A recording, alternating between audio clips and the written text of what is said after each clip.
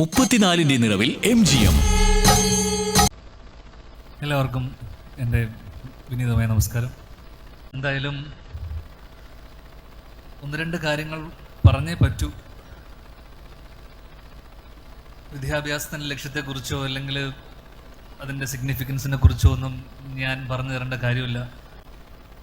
ഞാൻ സംസാരിക്കുന്നത് MGM ഈ ഇൻസ്റ്റിറ്റ്യൂഷനും ഓടുള്ള എൻ്റെ നന്ദിയും കടപ്പാടിനെയും കുറിച്ചാണ്. 1987 കാലഘട്ടത്തിൽ കണ്ണൂര് പൂക്കോട് എന്ന് പറഞ്ഞ ഗ്രാമത്തിൽ എൻ്റെ അച്ഛനൊരു വീട് പണിതു.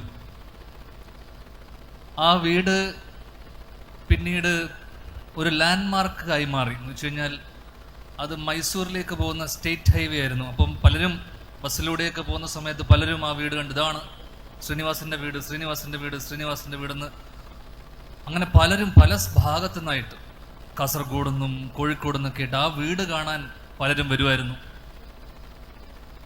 അങ്ങനെ അതിനു മാത്രം എല്ലാവരും ഒരു ഇത് നിൽക്കലും സാധാരണക്കാർ താമസിക്കുന്ന സ്ഥലത്ത് അദ്ദേഹം 88 കാലഘട്ടത്തിൽ വലിയൊരു കോൺക്രീറ്റ് വലിയ 2 നില വീട് പണിയുന്നു. ആ വീട് ഭയങ്കര ശ്രദ്ധ നേടുന്നു. അങ്ങനെ എൻ്റെ അച്ഛൻ ആ സമയത്ത് ഒരു ചെറിയൊരു അഹങ്കാരമൊക്കെ ഉണ്ടായി കാണണം. വലിയ വീട് പണിതു, പൈസയുണ്ട് കയ്യിൽ.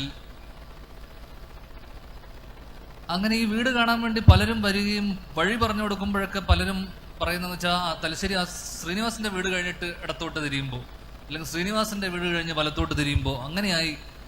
പിന്നീട് ആ സ്ഥലത്തെ പല അമ്പലങ്ങളും ദേവാലയങ്ങളൊക്കെ അറിയപ്പെട്ടിരുന്നത് പോലും ശ്രീനിവാസിൻ്റെ വീട് കഴിഞ്ഞ് 2 കിലോമീറ്റർ അപ്പുറേ. വർഷങ്ങൾക്ക് ശേഷം അച്ഛൻ വീണ്ടും ഒരു വീട് പണിതു എറണാകുളം ജില്ലയിലെ ചോറ്റാനിക്കരക്കടുത്ത് കണ്ടനാട് എന്ന് പറഞ്ഞ സ്ഥലത്ത്. അന്ന് തൊട്ട് ഇന്ന് വരെ അച്ഛൻ പറഞ്ഞു വരുന്നത് MGM സ്കൂള് കഴിഞ്ഞ് നേരെ തിരിയുമ്പോൾ താഴോട്ട്.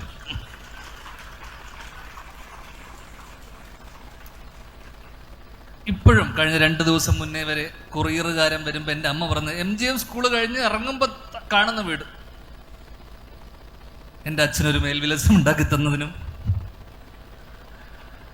ഹങ്കാരിയായ എൻ്റെ അച്ഛനെ മനുഷ്യനാക്കി തീർത്തതിനും MGM സ്കൂളിനോടുള്ള നന്ദിയും കടപ്പാടും